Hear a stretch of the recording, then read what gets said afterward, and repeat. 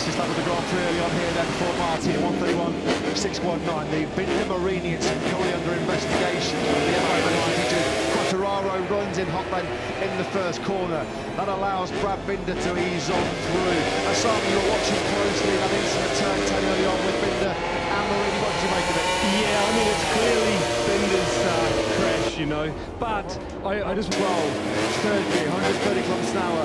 They drop down and slightly off camber through turn 13. It looks like Pecco Bagnaia has got this one covered. Vinales desperately holding on here for third place. Is Quartararo going to go on? Is he not going to be close enough? But Pecco Bagnaia with 2 corners remaining here in Indonesia, with Jorge Martin down and out of a 3-second lead. Through the final corner we go. Bagnaia almost at walking pace as he comes over the line, but he's a monument out, and we are racing in MotoGP in Indonesia. It's a really good start for Patrick H.M. But look at Jorge Martin. Martin from the back of the second row in 6th place. A sensational barnstorming start from the World Championship leader. He gets the whole shot. Martin leads here in Indonesia from 6. Incredible. Bagnaia is being aggressive on this first lap. Watching him further back, he's up at least 2 or 3 places. He's ahead of his teammate, he's ahead of Jack Miller, and he's ahead of Marc Marquez. How good is that upgraded Ducati launch device? How good is Jorge Martin off the line? Well, we just saw there a perfect illustration. One of the best starts you'll see in MotoGP. He launched away like a rocket, didn't he? Jorge Martin then leads, being hotly pursued by Maverick Vinales. Fabio Quartararo there in 3rd place. Aleix Espargaro again has missed the start. The factory have put him back in 5th. Pecco Bagnaia is up 3 places, up into 9th place. Aleix Espargaro's first lap is getting worse as he goes wide. Bagnaia might gain another 2 places there on the inside of Marquez and Espargaro. Around the outside, they're now through the 3rd gear, turn 11 as Aleix Espargaro. He leans on the world champion Bagnaia. Marquez gets squeezed out for the marbles. Well, it's been a real bad first lap for the Repsol man, who's got at least further weight in the sprint yesterday. Bastianini runs wide.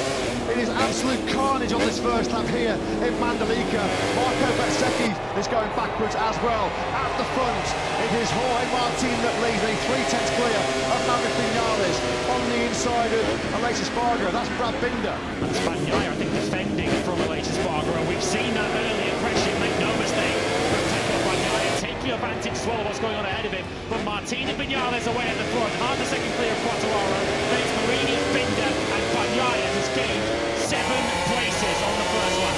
Martin capitalising brilliantly on that new upgraded Ducati start device. He's got the soft front tyre and he knows he has to try and get clear air at the front of this Grand Prix. Otherwise, he might encounter some overheating issues with that front tyre. Bagnaia's a little bit wide there, a little bit sluggish, a little bit scrappy in that first section. He does resist Aleix Espargaro, who again missed the start and has not been able to take advantage early on of that soft rear tyre. One of only 4 riders in this Grand Prix that went for the soft rear.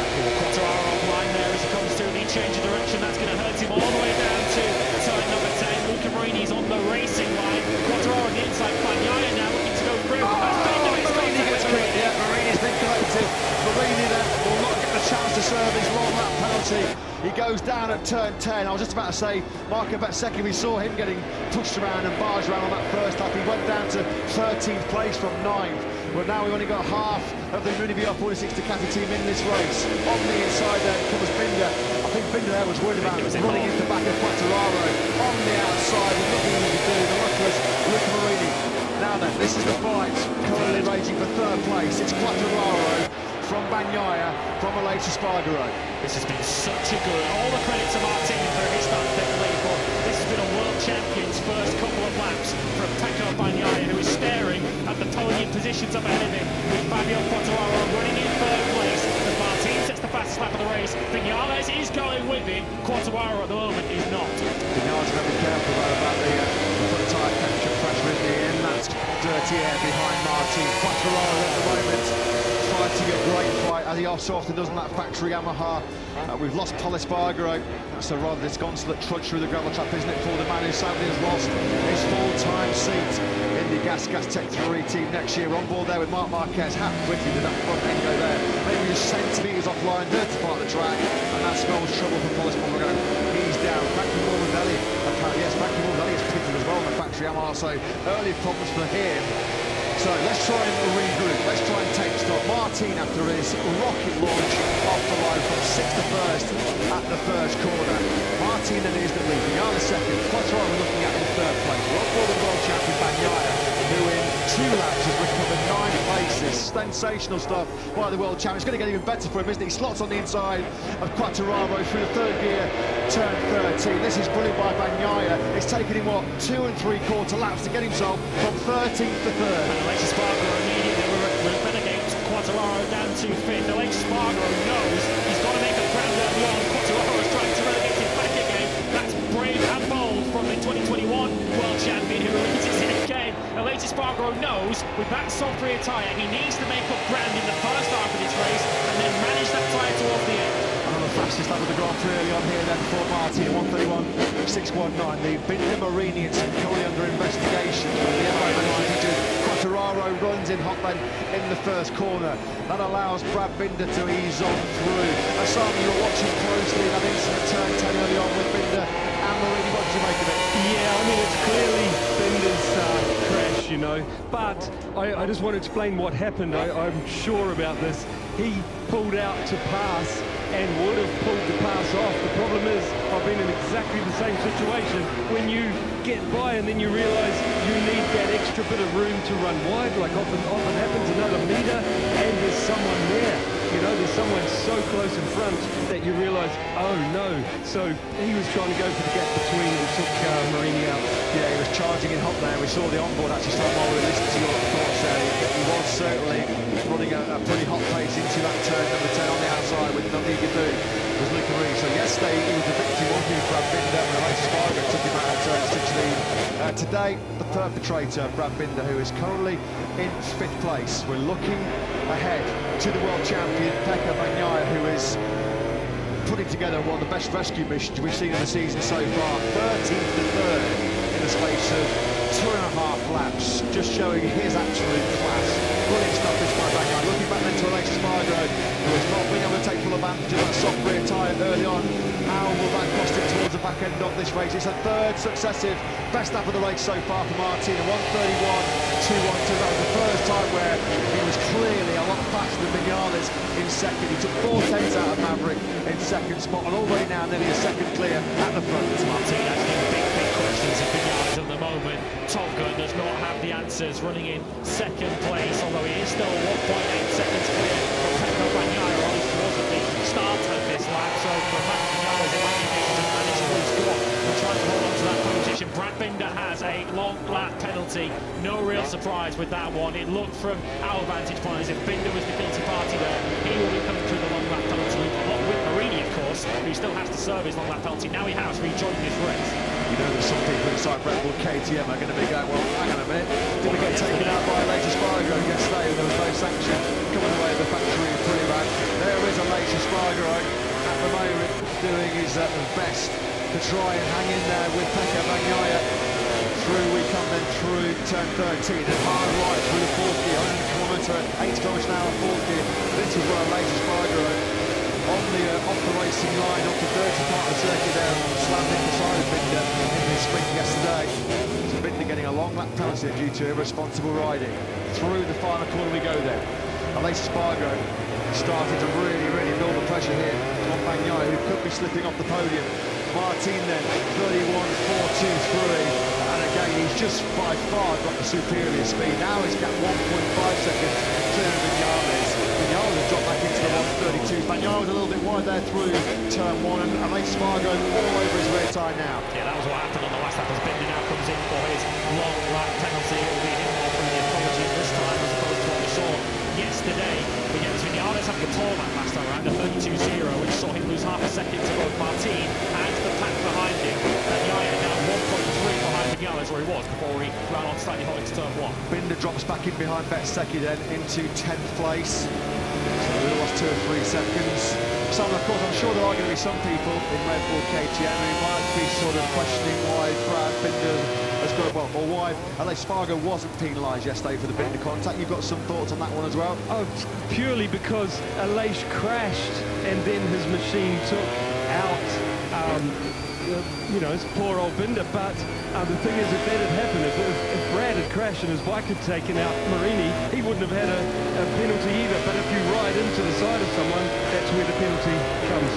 Thanks very much for that, Simon. Back at the front, Roy Martin just stabilising that 1.5 second advantage he has over Vinales. This is a real intense battle, isn't it? Luca Marini then, he pulls in, he has completed a long lap, and I guess after the crash as well, there's obviously no chance he's going to score points. Absolutely nothing to gain, lots to lose, so he's just aside, and the long lap penalty completed. He's parked the Mooney VR46 Ducati, rest up and recuperate and recover more for Australia next weekend. So still been a superb weekend for Marini despite today's disappointment.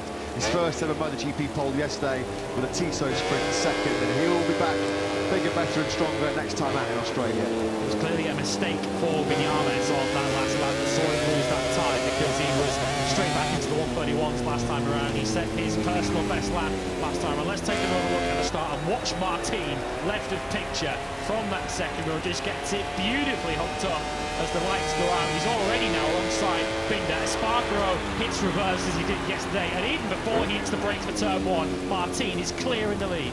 Tell you what, Nash will be contacting Ducati, won't they? Because that is a rocket launch off the line. We know that Ducati recently have given Jorge Martin and Pecco Bagnaia this upgraded start device. Well, it is working, an absolute treat, isn't it? What a sensational start that was by Jorge Martin, and he has capitalised to the maximum on it. He's quickly broken the early challenge that was being posed and thrown at him by Vinales. There is Luca Marini. Look, the massive ice pack has gone straight on that left collarbone. Last thing he needed was another whack on the tarmac after the Binder contact, and you think quite wisely he has decided to take no further part in what was going to be a very long 25 laps. It was going to be a long 25 laps even if he had stayed upright. But Luca Marini has decided to sit this one out with the remainder of his Indonesian Grand Prix out, and he'll be back next time out.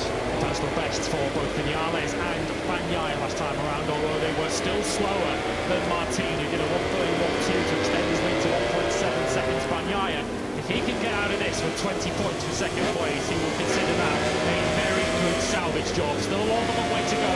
We're only coming up to 1/3 distance in this race, with Bagnaia able to pull 0.3 of a second extra out on Alejo Espargaro last time around. As we watch Brad Binder now trying to come back through the field. He's the second of the KTMs in this picture in this group, led by Miguel Oliveira, and in the back of this group is Marc Marquez, who had a poor 7th lap as he lost 2 places both to Binder and to Bezzecchi.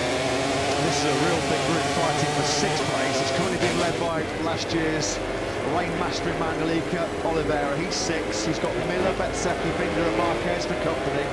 Not too far back in that group as well, these two, Nakagami and Fabio Gianantonio, fighting for his MotoGP future, of course, because the Ducati man having been bumped out for the 8-time world championship. There's something down there, something nice, Marquez. I was going to say, just saw a puff of dust, a cloud of debris, and it's Marc Marquez who has a miserable Mandalika Grand Prix. Listen to the groans from the fans in the background there.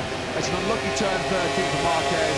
Didn't even complete a lap against these Tissot sprints, and he's bailed off on lap 8 here in Indonesia today. No points for Marc Marquez. And now 2 big reasons why he feels like he has no choice but to walk away from HRC next season and build his career back up at Ducati. 2 in 2 days, Marc Marquez.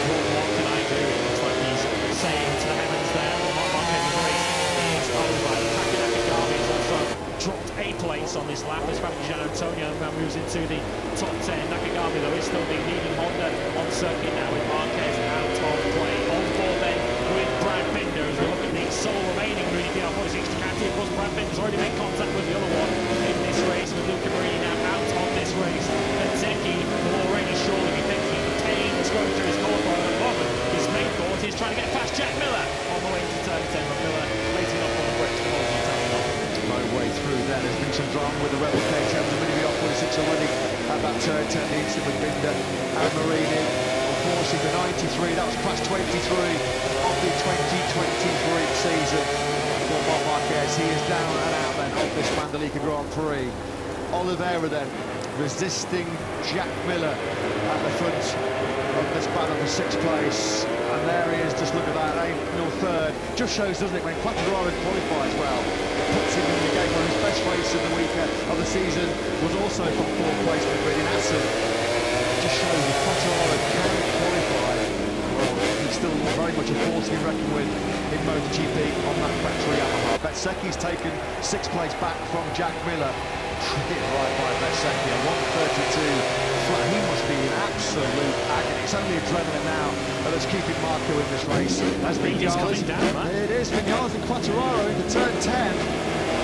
This is big pressure building. He's got Bagnaia. Down to 0.4 a second now. Bagnaia is obviously clearly managing his tyres much better than he did in the sprint yesterday for obvious reasons, because he's on a different rubber. Bagnaia wouldn't be letting this car get that close to him on purpose, so Bagnaia is clearly dealing with whatever grip he's got. Of course, we need to remind ourselves again, Bagnaia's come through from 13th on the grid, so has he taken enough out of his tyres and saved enough for these final 2.5 laps? We've seen on so many occasions this year a man who's so phenomenal at defending. He's so hard to overtake. It is Pecco Bagnaia. It's going to be one thing for Vinales and Quartararo to squeeze onto his rear tyre. It's going to be another thing to squeeze past the man in P1 at the moment. 2 laps to go here then in Indonesia. The gap down to just 0.6 of a second between Bagnaia and Vinales. Just under 0.8 of a second splitting your top 3. Still Fabio Di Antonio on course for an excellent career best 4th place there. He's 4 seconds clear of Pertamina. Marco Bezzecchi has just set his personal best lap of the race back in 6th, a 1:31.351. That is 4 tenths quicker than Bagnaia's going out front. Marco Bezzecchi, it will be the most heroic 6th place that anyone will ever take it in a MotoGP race. He is doing a stunning job. This is the perfect illustration of what Fabio Quartararo repeatedly tells the media, repeatedly tells the fans, isn't it? He can run the pace of the best riders in this field, but his overtaking has been an issue. I mean, how long has he been sat glued to the rear tyre of Vinales' factory in Prix, but he just can't jam it in there, can he? He hasn't yet been able to show Vinales his front wheel, of course, taking nothing away from Vinales, who's riding a fantastic race himself, but this is what Fabio Quartararo tells us incessantly. He can run a great pace, but when he has to overtake, although here he comes with the corner speed through the 4th sector. This has been his sector all weekend. Again, though, he just can't quite get through. Vinales doing a sterling job here, desperately holding on for that second. We're about to start the final lap. 4.3 kilometres. Pecco Bagnaia is away from one of the biggest wins of his Grand Prix career. Under immense pressure he was coming into this Mandalika battle. He lost the World Championship for the first time since the end of April in Carnage. But he's about to punish Jorge Martin to the absolute max hit in Mandalika. He starts the last lap, a second clear of Vinales. Yeah, it was a crucial lap back for Bagnaia as Vinales was preoccupied with Quartararo behind him and did a 32.0. Bagnaia was able to eat that lead back out to over a second, so even if Quartararo was able to take the second place on this final lap, there is no time remaining for him to catch Pecco Bagnaia, who just needs to make sure that he is mistake-free on this final lap. What can Quartararo do about passing Vinales? He's been staring at the back of that Aprilia for a number of laps now. He'll be trying to work out how he can get through. Turn 10 might well be his best opportunity, but he's not close enough. 31.6 on lap 26 from Bagnaia. That is just mind-blowing pace to this late on. It looks like he is going to hold off Vinales and Quartararo. We're all eyes on, aren't we now, on the former factory Yamaha teammates. Vinales then they power through turn 12. Third gear, 130 kilometers an hour. They drop down and slightly off camber through turn 13. It looks like Pecco Bagnaia has got this one covered. Vinales desperately holding on here for 3rd place. Is Quartararo going to go on? Is he not going to be close enough? But Pecco Bagnaia with 2 corners remaining here in Indonesia, with Jorge Martin down and out of a 3-second lead. Through the final corner we go. Bagnaia almost at walking pace as he comes over the line. But it's a monumental, a massive victory in Mandalika for Pecco Bagnaia. And